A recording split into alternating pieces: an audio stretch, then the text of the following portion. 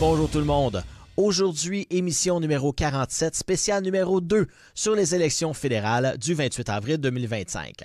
Nous avons proposé une entrevue aux 6 candidats présents dans la circonscription d'Argenteuil-la-Petite-Nation et ils ont répondu positivement dans 4 cas, soit le Parti libéral du Canada, le Bloc québécois, le Parti vert du Canada et le Parti populaire du Canada. Dans la première émission, nous avons rencontré les candidats du Parti libéral du Canada ainsi que du Bloc québécois. Rencontrons donc maintenant la candidate du Parti vert du Canada ainsi que la candidate du Parti populaire du Canada.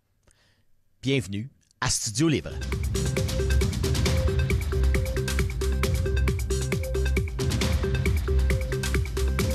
Rencontrons maintenant la candidate pour le Parti vert dans la circonscription de Argenteuil-la-Petite-Nation, Madame Bertha Fushman-Small. Bonjour. Bonjour.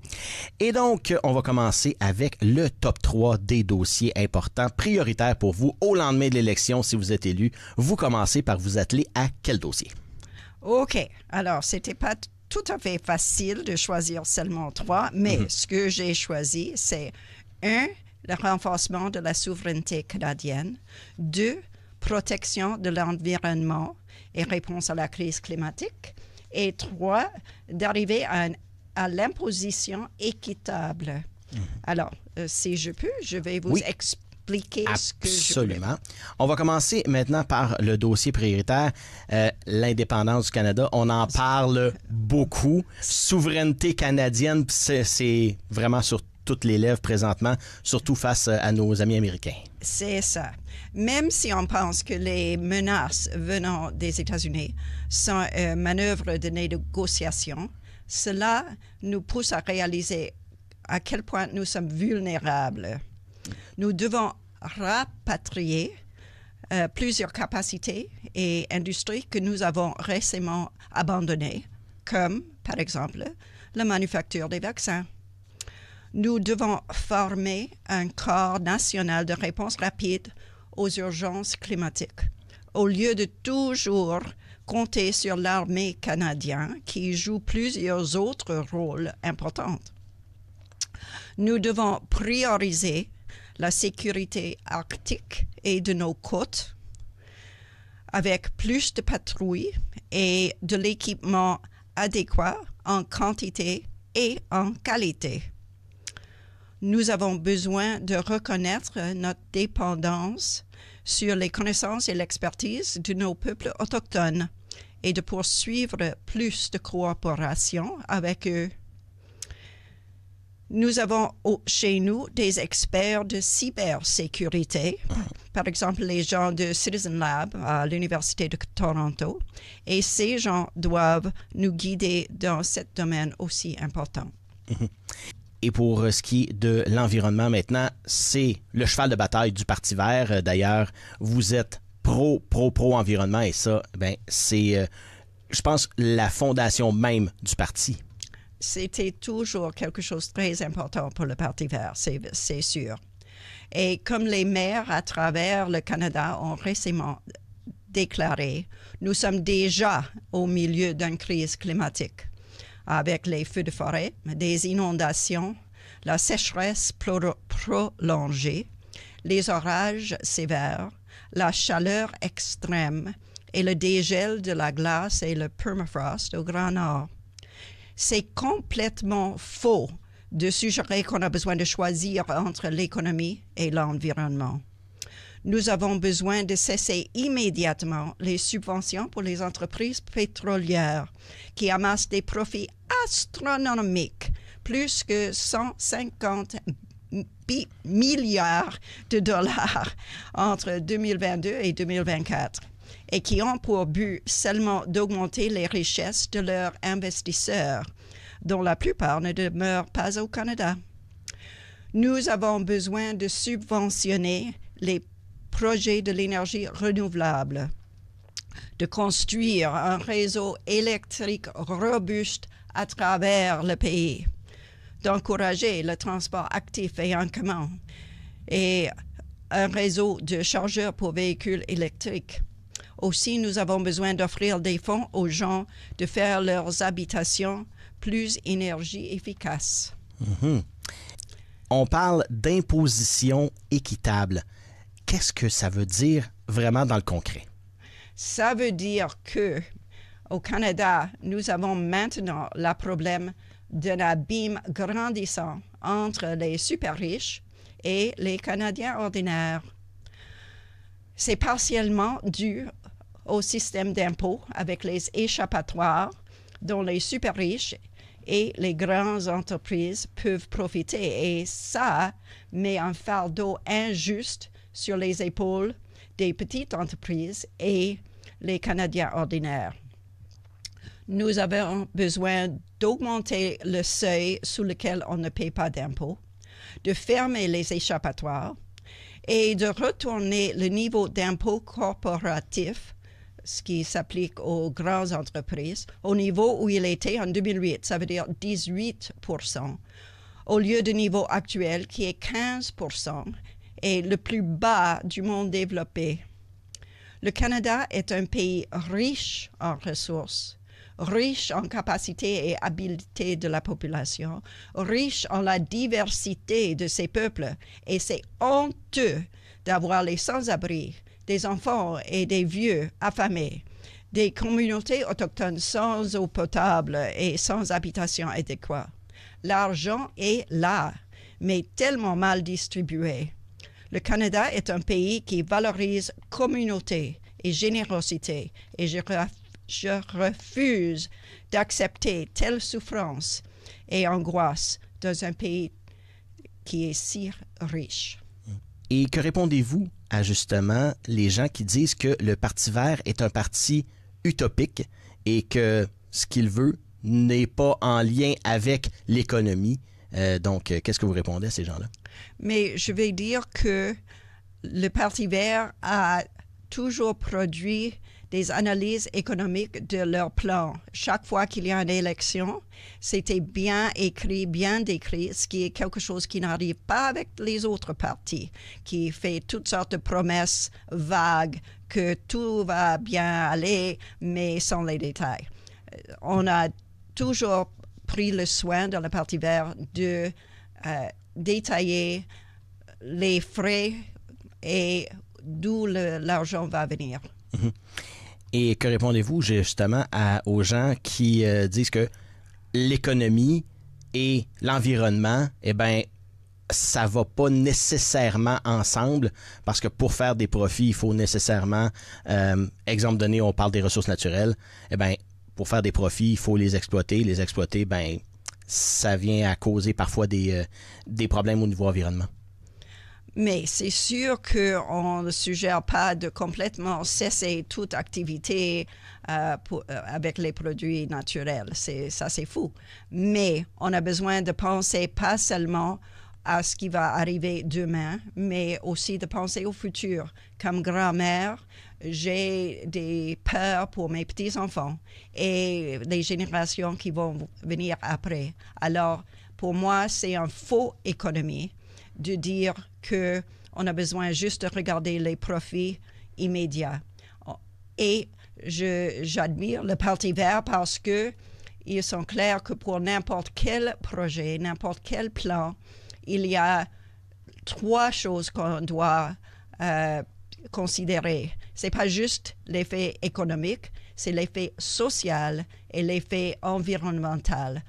Toutes ces 3 choses doivent être évaluées pour chaque projet et chaque plan. Et vous êtes de métier médecin de famille. Et que répondez-vous aux gens qui disent que on devrait cesser d'investir en santé et laisser plutôt le privé reprendre un peu plus de place au niveau de la santé au Canada?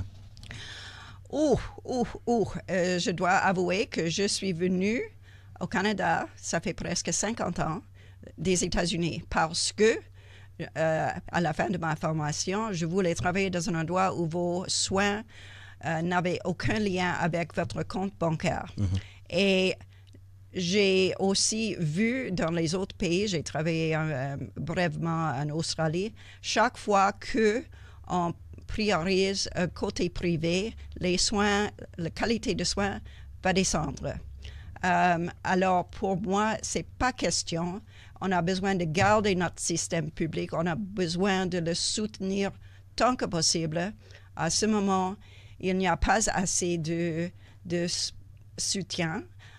Et à mon avis, on doit retirer les fonds des provinces qui les utilisent pour les soins dans les structures privées. Et justement, comment on fait pour avoir un système de santé qui est performant? Donc, que répondez-vous aux gens qui disent que le système de santé est gangréné par la paperasse, par tout ce qu'il y a de très d'administratif et qu'il y a beaucoup trop de cadres dans les hôpitaux, notamment au Québec et au Canada aussi? Il y a toujours des plaintes contre la bureaucratie et c'est sûr qu'il y a plus que nécessaire. Ça ne veut dire pas que le système total est magané et qu'on doit l'abandonner. Oui, on doit toujours regarder qu'est-ce qu'on peut diminuer en termes de paperasse. Et il y a beaucoup de formulaires que les médecins ont besoin de compléter qui ne sont pas vraiment vraiment nécessaires. Mais on ne doit pas jeter le système parce qu'il y a des choses qui ne sont pas parfaites. Et aussi, on a besoin de se souvenir que la santé, c'est sous la juridiction provinciale. Alors, le fédéral a un certain pouvoir avec les négociations, mais les décisions sont des décisions provinciales. Merci beaucoup, Madame Bertha Fuchsmans-Small. Et justement, on vous souhaite une bonne chance pour les élections du 28. Vous allez continuer de faire campagne. Et donc, merci beaucoup d'avoir été avec nous. Merci beaucoup à vous.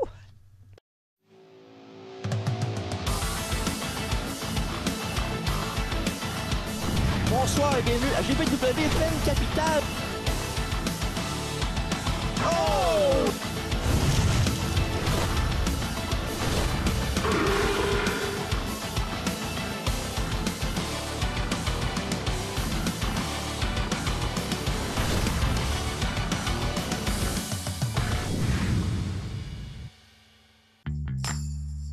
Il y a 52 ans, aujourd'hui, naissait la TVC Basse-Lièvre. Bienvenue à l'Informel. Édition remplie d'action. Bienvenue à l'émission Dans l'Atelier. Oh! J'imagine, les courriels ont dû fuser de toutes parts. J'ai appris à faire de la bande dessinée selon des codes très classiques. Yes! C'est bon, mon Liam.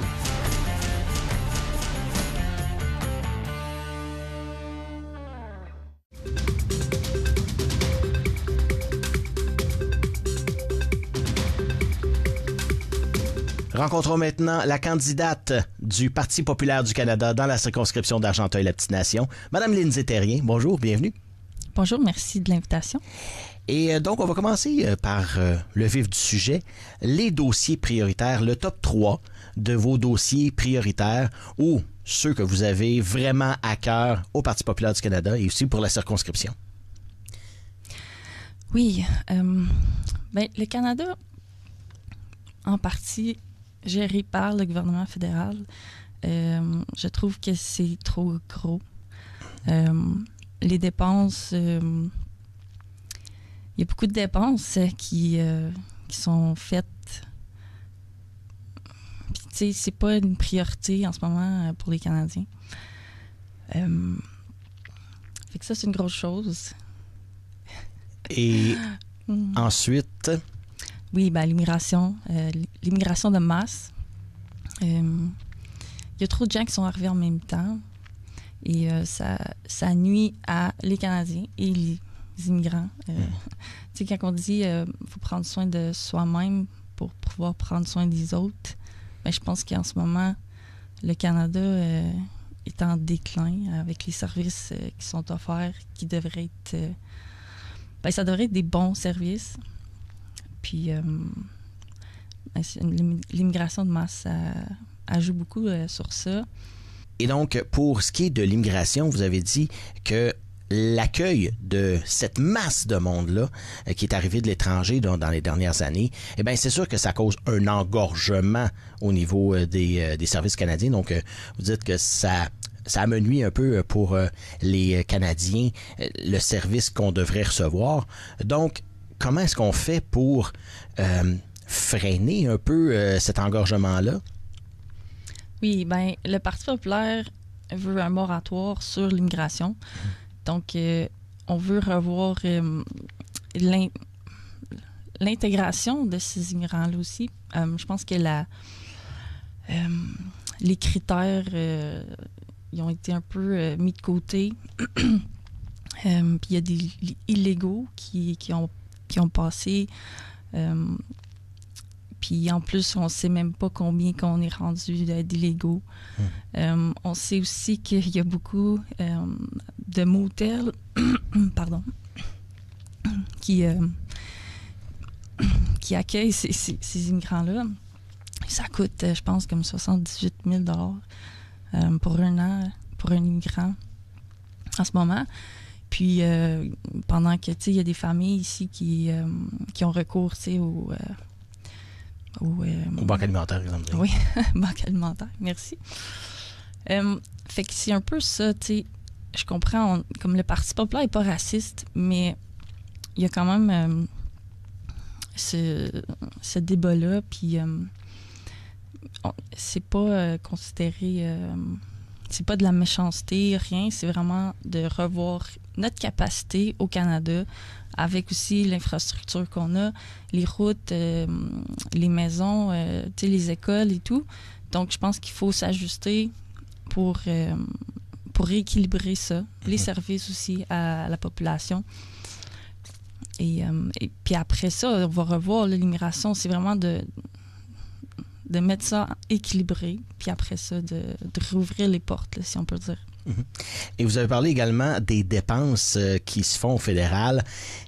Donc, comment est-ce qu'on ramène, et parce que tous les partis veulent ramener un certain équilibre, comment est-ce qu'au Parti populaire, vous avez mis un peu ça en œuvre dans votre plan économique pour être capable de ramener les dépenses à ce que ce soit plus juste, selon vous? Oui, bien, il y a beaucoup de dépenses là, qu'on veut couper. Du côté de la préréquation aux provinces, on veut le couper de moitié environ. Puis il va y avoir aussi je ne sais pas si ça va être un département ou quoi que ce soit, mais de revoir le calcul de préréquation aussi. Parce qu'en ce moment, c'est beaucoup l'Alberta qui finance, si on peut dire, les autres provinces et surtout le Québec. Puis le Québec, il y a beaucoup de potentiel qui est pas mis à l'œuvre, je peux dire. Puis je pense que le Québec est rendu dépendant de ces montants-là. Puis ça nuit à notre prospérité. Fait qu'il y a la préréquation qui va être réduite, l'aide étrangère. C'est pas... Aide, c'est un gros mot. OK? On n'est pas contre les... s'il y a un désastre naturel et tout ça, c'est pas dans ces champs-là, mais c'est plus pour les choses climatiques là, dans d'autres pays. Je sais pas promouvoir, là, mais je sais pas, le mouvement woke, des choses comme ça, des dépenses qui pourraient, des montants qui pourraient vraiment rester au Canada. Puis il y a aussi le DOGE qu'on appelle là, aux États-Unis, le Department of Government Efficiency. Oui. Nous, au Parti populaire, on veut un département similaire à ça, puis c'est pour justement revoir ces types de dépenses qu'on fait à l'extérieur du Canada. Puis je pense qu'on va pouvoir couper beaucoup de ce côté-là. Il y avait d'autres coupures aussi. Les subventions aux entreprises. je suis pas une experte, là, puis je vous dis, je suis nouvelle dans la politique, mais je crois vraiment dans le Parti populaire du Canada parce que c'est vraiment de réduire les dépenses puis de se tenir au champ de compétences, mettons, du côté fédéral, provincial, municipal. Mais là, je trouve que les gouvernements fédéraux, ils sont nés vraiment ce qu'il n'y a pas d'affaire. Puis ça enlève la responsabilité des provinces un peu. Puis quand les gens sont pas contents, mettons, par rapport à quelque chose, ils savent pas trop où se lancer. Fait que c'est qui est responsable, à qui que je vais aller me plaindre, dans le fond, pour ces choses-là. Fait que c'est pour ça que je crois qu'il faut bien établir qui fait quoi. Parce qu'il y a aussi des doublons, je pense. Fait que c'est une revue de ça. Et maintenant, en deuxième partie de notre revue, la partie que répondez-vous à? Et on le sait, votre chef, Maxime Bernier, était du Parti conservateur à l'époque, et il y a des gens qui disent pourquoi il ne réintègre pas le Parti conservateur et reste un peu fait cavalier seul de son côté. Alors que répondez-vous justement à ces gens-là? Oui, Maxime, il avait dit que les conservateurs étaient intellectuellement et moralement corrompus. Ça, c'est ses mots. Moi, j'étais pas dans le Parti conservateur, donc je peux pas confirmer ça, mais... Ça avance. Mais c'est ça, il y a le rapport là, d'âge, ou c'était pas d'âge, mais Hogue, le rapport avec l'interférence... étrangère. Oui. Puis il y a des rapports. Il y a un Sam Cooper, je ne sais pas s'il y a des gens qui le connaissent, mais il fait beaucoup, c'est un journaliste.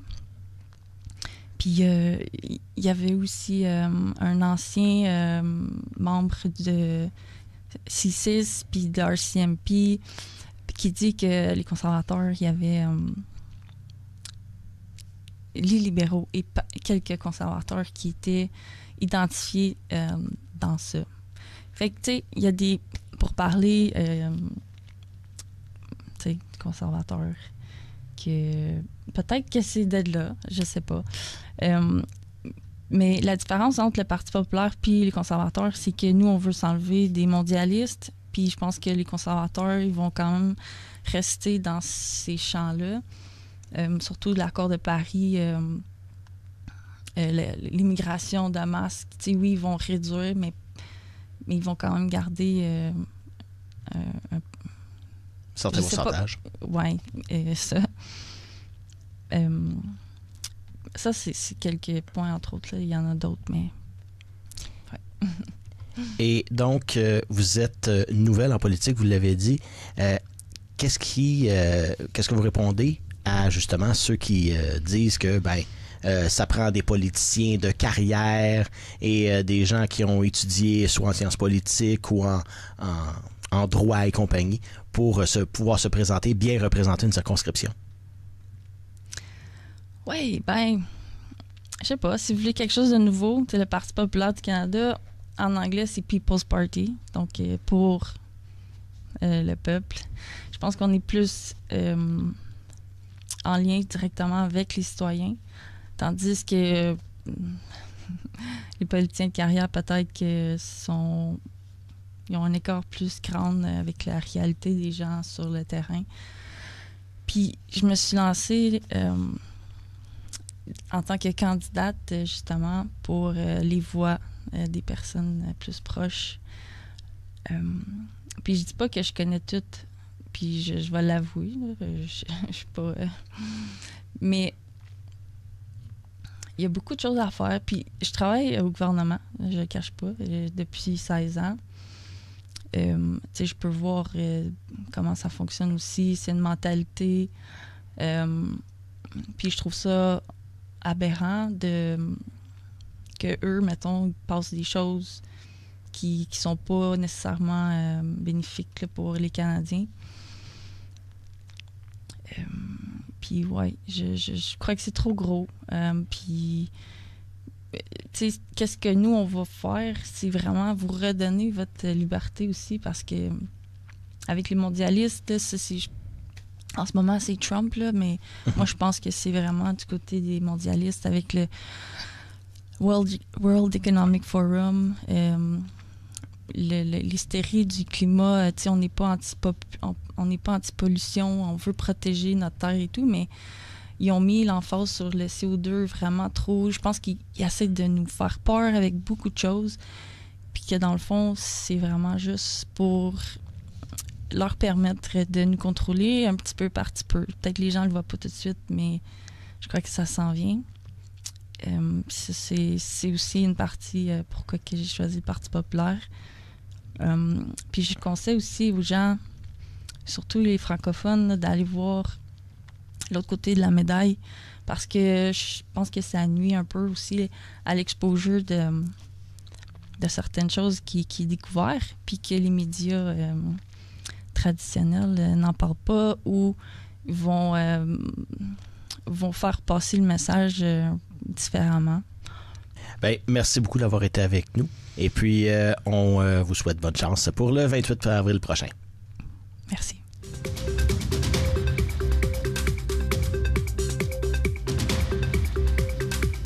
Merci beaucoup d'avoir été des nôtres pour cette édition numéro 47 de Studio Libre. Mes invités d'aujourd'hui, la candidate du Parti vert du Canada, Mme Bertha Fushman-Small, ainsi que la candidate du Parti populaire du Canada, Mme Lindsay Terrien. Je vous rappelle que le jour du vote est le 28 avril prochain. Nous saurons donc qui va diriger le Canada pour les prochaines années. Et moi, je vous rappelle que nos émissions sont disponibles sur notre chaîne YouTube et nous avons également notre groupe de discussion Facebook auquel vous pouvez vous abonner. Il ne me reste qu'à vous dire bonne journée et on se revoit une prochaine pour un autre Studio Libre.